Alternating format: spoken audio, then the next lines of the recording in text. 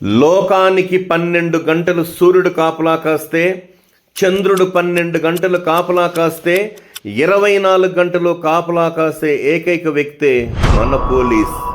కొలిమి నిప్పుల మరిగి సమ్మెట దెబ్బలు తగిలి ఉద్భవించిన ఉక్కు ఖనిజం మన పోలీస్.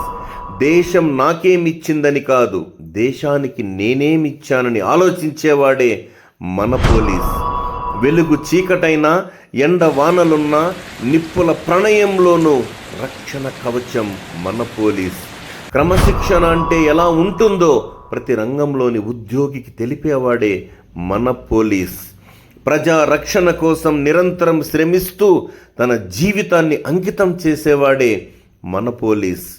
గోడ గడియారంతో పోటీపడి పనిచేసే గుండె గడియారాలు ఏవైనా ఉంటాయి అనుకుంటే అవి మన పోలీస్ డిపార్ట్మెంట్వే అయి ఉంటాయి. పవిత్రానాయ సాధూనాం వినాశాయ చతుష్కృతాం ధర్మ సంస్థాపనార్థాయ సంభవామి యుగే యుగే.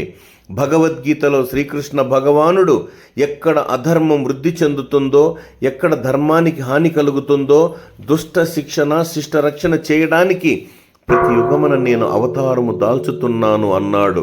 అలా ఆనాడు మహావిష్ణువు దుష్ట శిక్షణ శిష్ట రక్షణ చేస్తే, నేడు మన పోలీసు కూడా అదే విద్యుక్త ధర్మాన్ని నిర్వర్తిస్తున్నాడు.